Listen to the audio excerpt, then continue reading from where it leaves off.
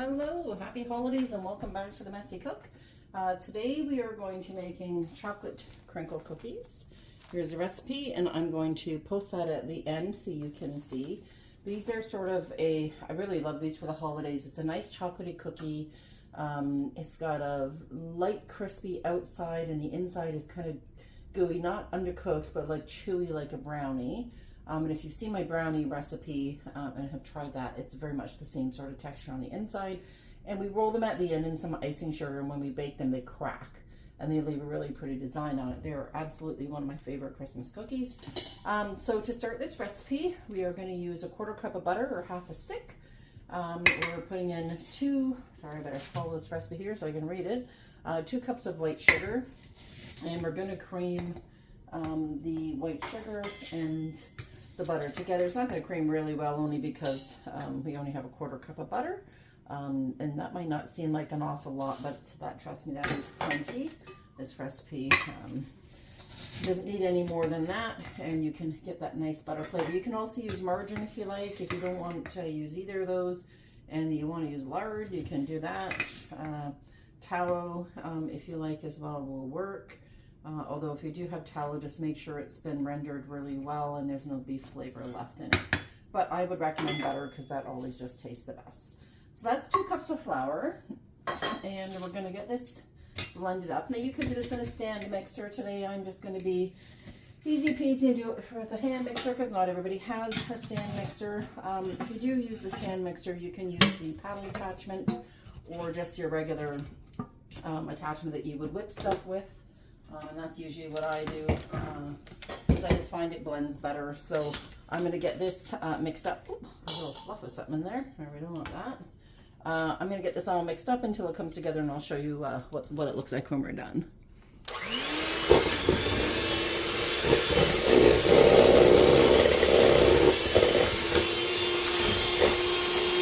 Okay, so right now, I did have my butter on the counter before I came home, but it's very cold here in Southern Ontario, and my downstairs level of my house is a little cooler.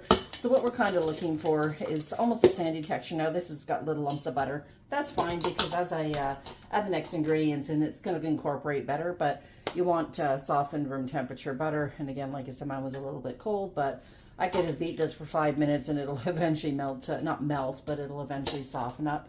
But that's okay. I have 3 eggs here. I like to crack them in a bowl so I don't get any shells. So I'm going to dump all 3 eggs in, and we're going to mix that together. And then I'm going to put in 2 teaspoons of vanilla to get this mixed.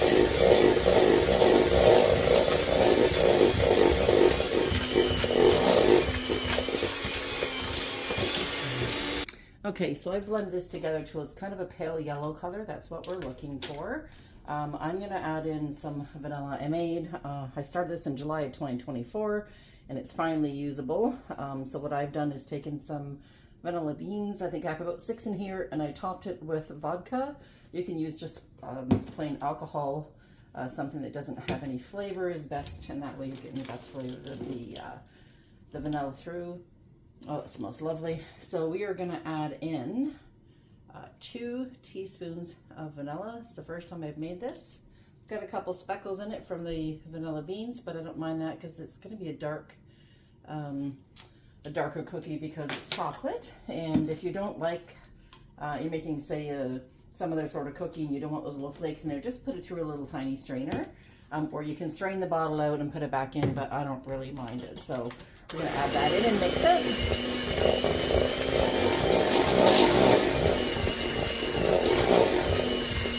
Yeah, just to blend that in.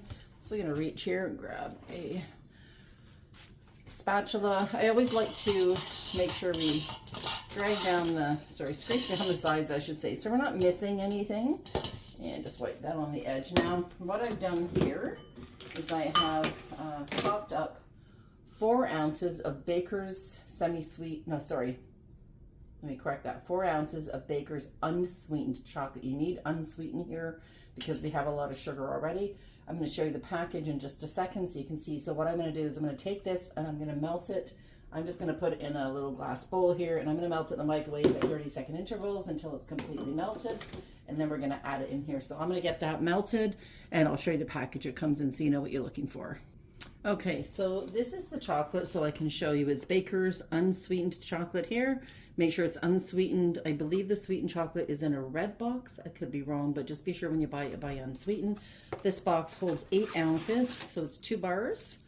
So it works out really well for measurement, and so we needed 4 ounces, so I chopped up one of the bars. I've melted in the microwave. You can see here we've got a nice liquid form now. It took me probably a minute and 30 or 40 seconds only because I didn't chop it very small. So if you chop it smaller, that's fine, and just do it at 20-second intervals and make sure that you you get everything melted. Now this smells amazing, but there's no sugar in this at all. It does not taste great until you get it into your recipe. I'm going to scrape off this spoon. I don't want to miss a drip of this. Like vanilla, like the flavor, you want to be tempted to taste this, but trust me, don't. It just does not taste good. It's going to turn you off. I'm going to dump this chocolate in here. Just going to add it to this mixture. Get every last little bit out of there. There we go. And we're going to blend that in. It doesn't look like a lot of chocolate, but you'll see this makes this a very chocolatey treat. And it's very rich with this chocolate. Instead of using cocoa powder, I don't know if you could use cocoa powder in place of this. I've not tried it, but it's not that hard, honestly, for this. Let's see here. All right, I've scraped as much as I can there. So I'm going to get rid of that bowl. And I'm going to get this all mixed in now.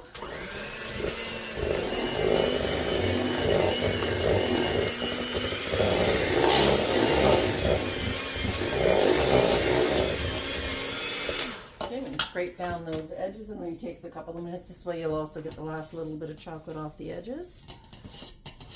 Yeah, the taste of this chocolate when it's melted before you put it in anything is like taking a taste of vanilla out of a bottle. It smells sweet and lovely, and then you taste it, you kind of go, oh, that's awful. So if you've ever tried that, it's kind of the same response you're going to get with the chocolate. So I'm just going to scrape the rest of that in. Don't want to miss any here, so let's do our best to get it all. There we go. All right, we'll give this one last little mix, and we're going to add in the rest of our ingredients.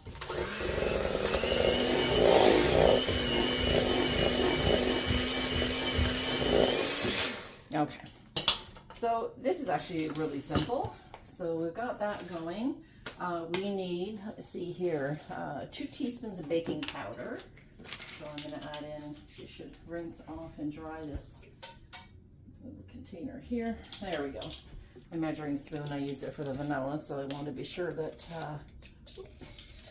it's dry. So 2 even teaspoons. I like to just sprinkle it around. You can mix your dry ingredients separately if you like. I don't know, I just dump it in the bowl. It makes it much easier, but you can mix it in with your dry ingredients like your flour and your salt. But like I said, I don't bother with that.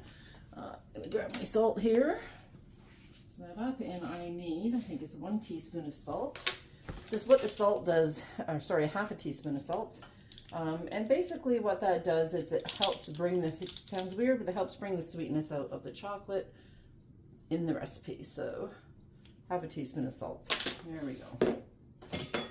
So I like to give this another little mix, and then I'll add in the flour.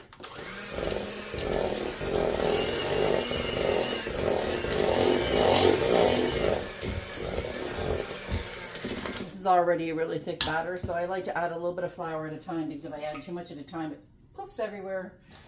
And then my name, The Messy Cook, comes out, because you'll understand why I call myself that. So we're putting in 2.5 cups of flour. I don't sift it. Sift it if you want, but I won't bother. I'm going to put in 1/2 cup at a time and just continue to mix. So I'm going to continue to mix this. When we get the 2.5 cups in, I'm going to show you what we're looking at and what the next step is. Okay, so I've got 1.5 cups of flour in here, and this is really thick. So I've added in 1 more egg because my eggs were not really big. So I put in 4 eggs instead of 3 because there should be 3 large eggs and mine were more of a medium size. So I added 1 more egg, and it still seems, I don't want to say dry, but a little too thick. So I'm going to add in another 1/2 cup of butter. Not a 1/2 cup, another 1/4 cup. So I'm going to change this recipe to 1/2 cup of butter in total. So again, at the beginning, when you're mixing the flour and the sugar, the sugar and the butter, I should say, we're gonna do a half a cup of butter and 2 cups of white sugar. So that's what I want you to do. So let me just scrape these edges down a little.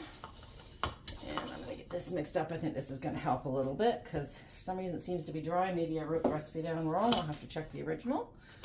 Here's this is gonna make a difference here.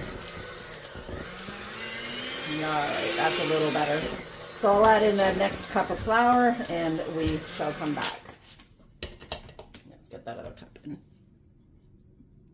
All right, so this is finally mixed up. It is, you're gonna see here, this is a super thick batter. I could actually turn this bowl upside down and nothing will fall out. It's super, super, super thick. And that's what you're looking for because that's gonna create that gooey center. So what I've got here is I've got 2 big pans. This makes a lot of cookies. It doesn't look like, but it actually makes a fair amount of cookies. So I'm gonna see how many I can put on here. What I'm gonna do is we're going to grab another bowl. And I'm gonna grab my icing sugar here. And I think I called for like half a cup of icing sugar. I don't think it really matters how much you put in. Just put in enough that you think you're gonna need to roll balls. You can always go a little less than more. So I'm gonna add this just into this bowl here. So I'm gonna shape these here, the dough into little balls. And then I'm gonna take each of them and I'm gonna roll them out in the icing sugar. Icing sugar is a little clumpy. You can put it through a sifter if you want, or just mash it with a spoon and that'll get all those little lumps out because you don't want lumps on there. You just want a nice smooth powder. So I think I have a scoop that I can use for this, and let me check for that and I'll come right back. Okay, so I have a small little cookie scoop here. So this, for me, I think this is going to work out really well. So I'm going to take the cookie scoop, I'm going to push out, I'm going to roll it real quick. I'm going to put it, make sure you can see this here. I'm going to put this into the icing sugar, give a little roll around like so. That way the icing sugar doesn't go everywhere, and I'm just going to put it down. So I'm going to layer these probably 2 inches apart. I'm going to keep going. When we get to the end, we're going to have it in the oven. Now I've preheated my oven to 350 degrees because that's what you want. So let me get these all rolled out. I will come back when it's time to pop them in the oven and we'll go from there. Okay, so I've rolled out all the cookies. I'm just, again, just a little roll around. If you continue to roll like that in your icing sugar, you're going to get a perfectly coated ball. So again, roll, hopefully you can see that okay. And if not, you can just do this, sprinkle it over. I take it, I give it a little shake to get the excess off, put it on the cookie tray. So I'm too shy of 40 of 4 dozen. So I've got these ones here. So basically you can see like so, and they're all just coated. So what's gonna happen when these bake, they're gonna spread out a little bit. I'll move these ones down just a little touch to give it a little extra room. They're gonna spread out a little bit, and all that icing sugar, as they spread out, is going to crack, and it's gonna give what they call a crinkle effect. So we're gonna pop these in the oven. Let me get you turned around here. There we go. I'm gonna get these in the oven. There's my other 2 dozen here. So I'll put these on. I like to keep them right in the middle racks. So put it dead center. I got these new pans last year. Do them on parchment or silpat. If you don't have that, just grease it very, very lightly. Maybe with some cooking spray, and you're gonna put them in. And I'm gonna put the timer on for, if I can find my recipe here. Sorry there.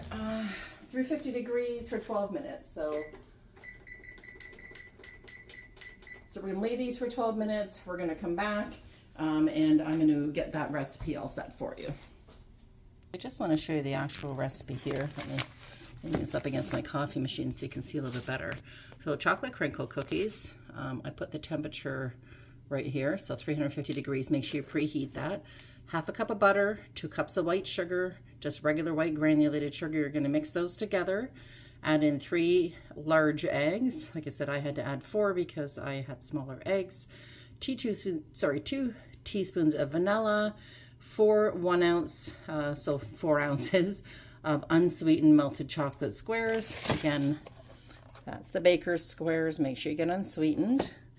You're gonna melt that and add it into the mixture of all of the stuff here above. And then you're gonna add in 2.5 cups of flour, a little bit at a time. 2 teaspoons of baking powder, 1/2 teaspoon of salt, and the icing sugar that this is just to cover, to roll them in. So we're going to cream the butter, do everything there. You can read it.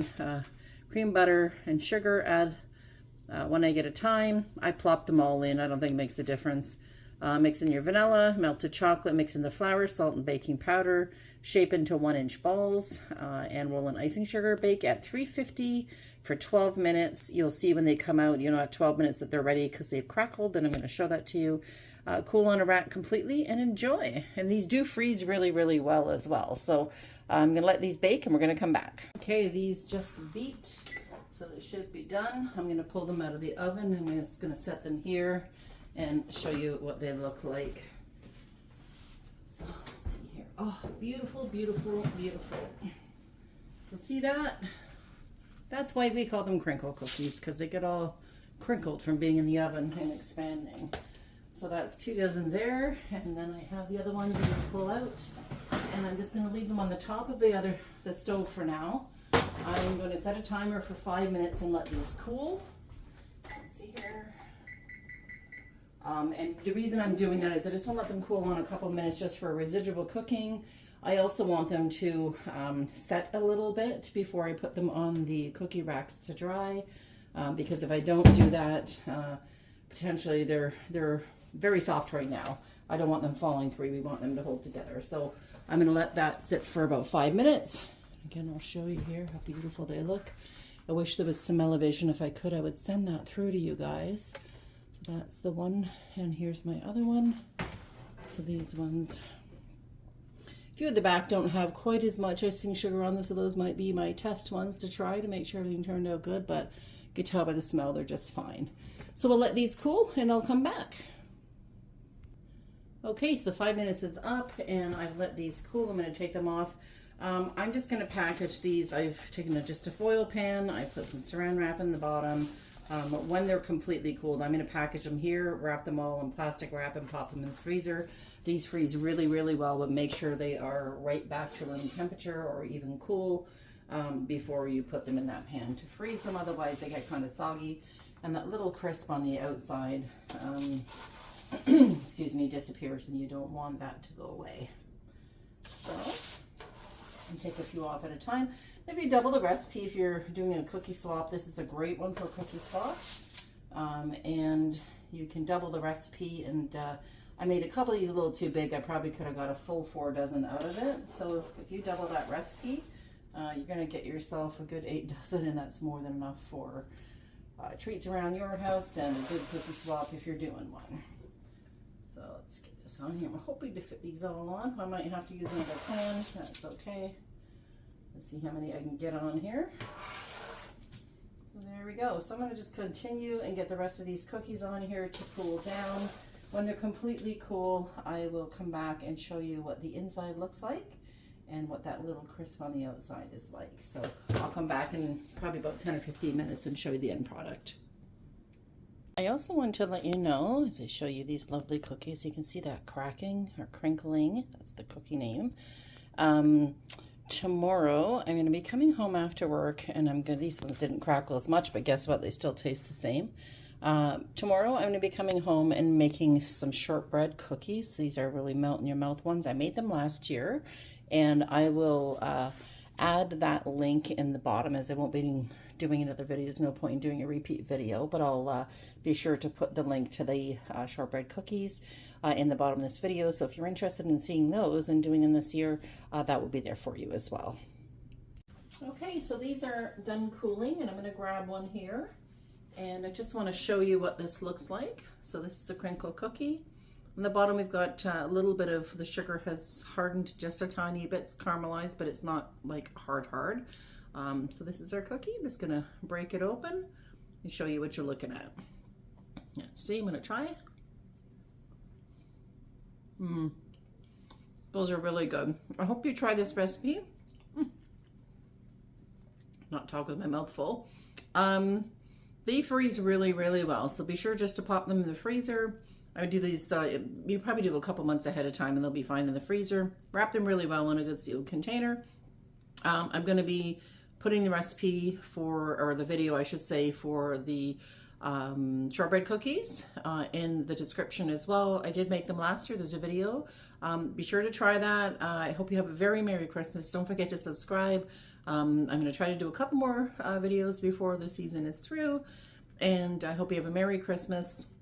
Like the video. Let me know what you think. And I hope you have a wonderful day. Merry Christmas, everybody.